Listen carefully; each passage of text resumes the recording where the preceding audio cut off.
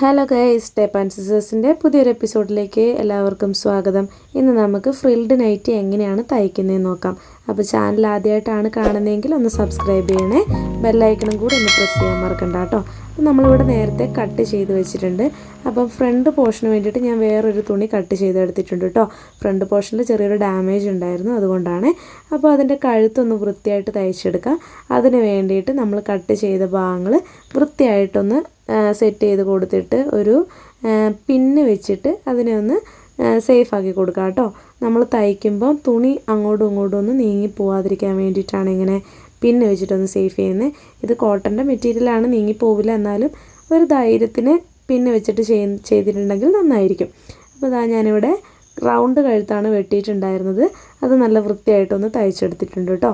ഇനി നമ്മൾ തയ്ക്കാൻ വേണ്ടിയിട്ട് വെച്ചിരുന്ന ആ പിന്നൊക്കെ ജസ്റ്റ് ഒന്ന് മാറ്റിയിട്ട് എക്സ്ട്രാ നിൽക്കുന്ന ആ തുണി ഒന്ന് ജസ്റ്റ് കട്ട് ചെയ്ത് കൊടുക്കുക കേട്ടോ.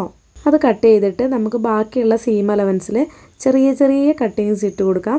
ഇത് നമ്മൾ കഴുത്ത് മറിച്ചിടുമ്പോൾ നല്ല വൃത്തിയായിട്ട് കിട്ടാൻ വേണ്ടിയിട്ടാണ് കേട്ടോ. നൈറ്റിക്ക് നമുക്ക് ഇഷ്ടമുള്ള കഴുത്ത് കൊടുക്കാം കേട്ടോ. എനിക്കെപ്പോഴും റൗണ്ട് നെക്കിനോട് ഭയങ്കര ഇഷ്ടമാണ്. ഇപ്പോൾ അതാ ഞാൻ മറിച്ചിട്ടിട്ടുണ്ട്. ഇനി ഇതിൻ്റെ പുറത്തു കൂടെ ഒരു സ്റ്റിച്ചും കൂടെ കൊടുക്കണം, പ്രസ്സിങ് സ്റ്റിച്ച് കൊടുക്കണം.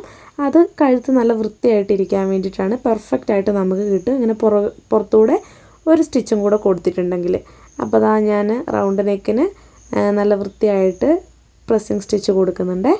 കഴുത്ത് തയ്ക്കുന്ന സമയത്ത് നല്ല ലേസൊക്കെ ഉണ്ടെങ്കിൽ അത് വെച്ച് കഴുത്ത് ഡെക്കറേറ്റ് ചെയ്തിട്ടുണ്ടെങ്കിൽ കുറച്ചുകൂടെ ഭംഗിയായിരിക്കും കേട്ടോ കാണാൻ.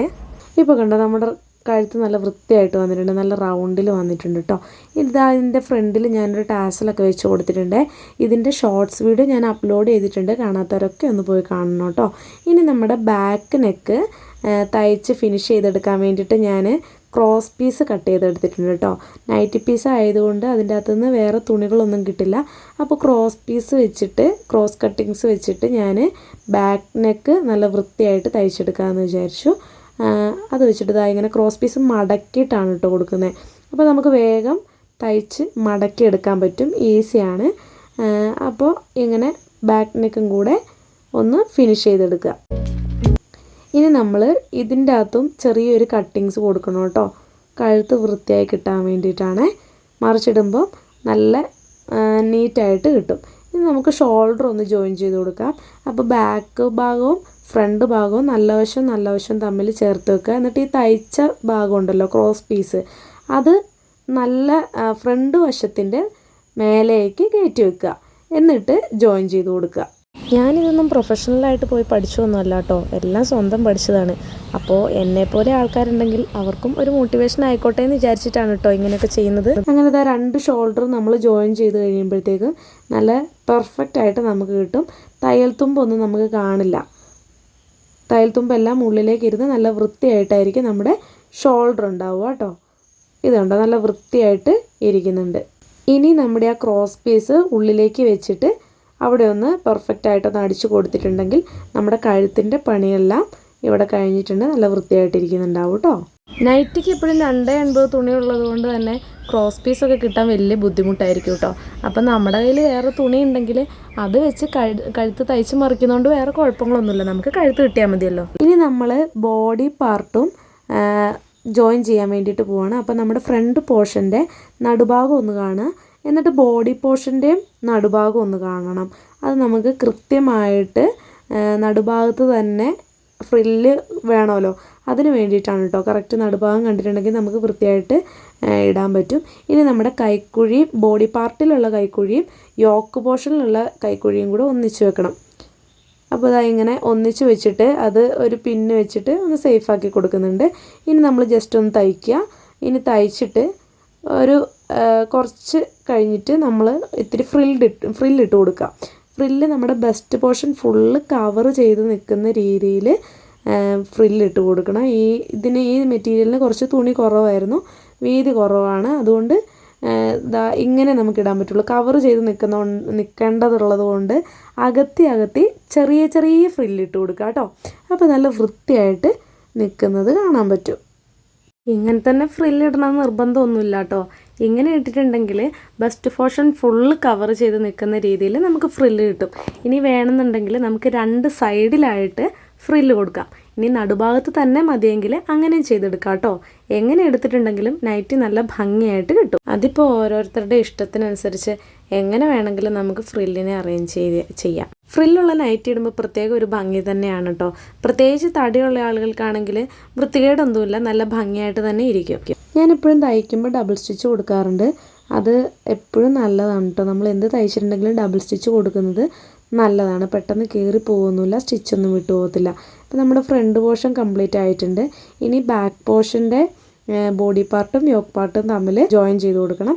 അപ്പോൾ അതിന് വേണ്ടിയിട്ട് അതിൻ്റെ നടുഭാഗം കണ്ടിട്ടുണ്ട് കേട്ടോ.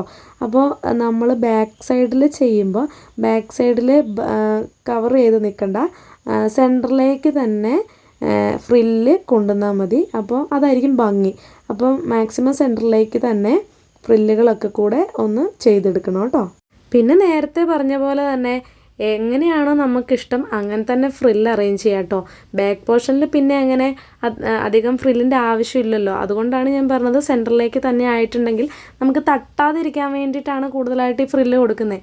ഇനിയിപ്പോൾ ഫ്രില്ല് കൊടുക്കാതെ ഷേപ്പാക്കിയിട്ട് വേണമെങ്കിലും ചെയ്യാം, അങ്ങനെ ചെയ്യുന്നവരും ഉണ്ട് കേട്ടോ. അപ്പോൾ നമ്മുടെ ഇഷ്ടം പോലെ ചെയ്താൽ മതി. ഇപ്പോൾ ബാക്ക് പോർഷൻ കംപ്ലീറ്റ് ആയിട്ടുണ്ട്. ഇനി നമ്മുടെ കൈ ഒന്ന് ജോയിൻ ചെയ്ത് കൊടുക്കണം. അപ്പോൾ ഷോൾഡറിൻ്റെ ഭാഗം ഇങ്ങനെ നേരെ നിവർത്തിയിട്ടിട്ടുണ്ട്. നമ്മൾ വെച്ച കൈ ഒന്ന് ജോയിൻ ചെയ്ത് കൊടുക്കുക. ഞാൻ സാധാരണ കൈ ജോയിൻ ചെയ്യുമ്പം അതിൻ്റെ നടുഭാഗം കണ്ടിട്ട് രണ്ട് സൈഡിലേക്കുമാണ് കേട്ടോ ജോയിൻ ചെയ്ത് കൊടുക്കുക. അപ്പോൾ ഡബിൾ സ്റ്റിച്ചും വരും. പിന്നെ അതിനാണ് വൃത്തിയും നേരെ പെട്ടെന്ന് എളുപ്പവും ഈസി ആയിട്ടും എനിക്ക് ഫീൽ ചെയ്തിട്ടുള്ളത്. ഇങ്ങനെ നടുവിൽ നിന്ന് രണ്ട് സൈഡിലേക്ക് ജോയിൻ ചെയ്ത് കൊടുക്കുന്നതാണ്. അതുകൊണ്ട് ഞാനെപ്പോഴും ഇങ്ങനെയാണ് ചെയ്യാറുള്ളത്. പലരും കുറേ പേര് പല രീതിയിൽ ചെയ്യുന്ന കണ്ടിട്ടുണ്ട്. നിങ്ങൾക്ക് എങ്ങനെയാണോ എളുപ്പം തോന്നുന്നത് അങ്ങനെ ചെയ്താൽ മതി. എനിക്ക് എളുപ്പം ഇങ്ങനെയായിട്ട് തോന്നിയത് കൊണ്ട് ഞാൻ ഇങ്ങനെയാണ് കേട്ടോ ചെയ്യാറുള്ളത്. സത്യം പറഞ്ഞാൽ കൈ വെക്കുന്ന ഏത് രീതിയാണ് കറക്റ്റ് എന്ന് എനിക്കറിയില്ല. ഞാൻ എൻ്റെ എളുപ്പം ഏതാണോ അങ്ങനെയാണ് ചെയ്യുന്നത്. പ്രൊഫഷണലായിട്ട് പഠിച്ചിട്ടില്ലാത്തതുകൊണ്ട് നമ്മളെപ്പോഴും നമ്മുടെ ഈസിനെസ് ആണല്ലോ നോക്കുന്നത്. അപ്പോൾ കൈ രണ്ടും ഇതേപോലെ തന്നെ ജോയിൻ ചെയ്തെടുത്തിട്ടുണ്ട് കേട്ടോ. ഇനി നമുക്ക് മൊത്തം ഒന്ന് ഷേപ്പാക്കി എടുത്താൽ മതി. അപ്പോൾ കൈയിൻ്റെ ഓപ്പണിങ് ഒരു 6 ഇഞ്ച് വരെ കൊടുക്കാം. ഇനി നമ്മൾ തയ്യൽ തുമ്പായിട്ട് 1 ഇഞ്ചാണ് കൊടുത്തിട്ടുണ്ടായിരുന്നത്. നൈറ്റിൻ്റെ അളവ് 40 ഇഞ്ചും ലൂസായിട്ട് 2 ഇഞ്ചും പിന്നെ തയ്യൽ തുമ്പ് 1 ഇഞ്ചുമാണ് കൊടുത്തിട്ടുണ്ടായിരുന്നത്. അപ്പോൾ ആ 1 ഇഞ്ച് ജസ്റ്റ് ഒന്ന് ഇവിടെ കൊടുക്കാം കേട്ടോ. ഇനി ഷേപ്പിന് വേണ്ടിയിട്ട് നമ്മളൊരു ഏകദേശം ഒരു 13 ഇഞ്ചിലൊക്കെ 2 ഇഞ്ച് കൊടുക്കുക. മേലേന്ന് താഴേക്ക് ഒരു 13 ഇഞ്ച് അളന്നിട്ട് ഒരു 2 ഇഞ്ച് കൊടുക്കുക. എന്നിട്ടൊന്ന് ജസ്റ്റ് ഷേപ്പാക്കിയിട്ട് അടിക്കുക. അവിടേക്ക് മാത്രം ഷേപ്പാക്കിയാൽ മതി. ഇനിയിപ്പോൾ താഴേക്ക് വേറെ കാര്യങ്ങളൊന്നുമില്ല, നേരെ അങ്ങ് അടിച്ച് പോവാം കേട്ടോ. നൈറ്റിക്ക് വലിയ ഷേപ്പിൻ്റെ ആവശ്യമില്ലല്ലോ. ഇനി അങ്ങനെ വേണ്ടവർക്ക് അങ്ങനെയും ചെയ്ത് കൊടുക്കാം കേട്ടോ. അപ്പോൾ നമ്മൾ ഫുള്ള് ഷേപ്പാക്കി എടുത്തിട്ടുണ്ട്. ഇനി അടിഭാഗം ഒന്ന് മടക്കി അടിക്കുക. അടിഭാഗത്ത് ഒരു 2 ഇഞ്ച് മടക്കി അടിക്കണം കേട്ടോ. അപ്പോൾ നമ്മുടെ പണിയെല്ലാം കഴിഞ്ഞിട്ടുണ്ട്. അപ്പോൾ നമ്മുടെ നൈറ്റി കംപ്ലീറ്റ് ആയിട്ടുണ്ട്. വീഡിയോ ഇഷ്ടപ്പെട്ടാൽ ലൈക്ക് ചെയ്യുക, സബ്സ്ക്രൈബ് ചെയ്യുക.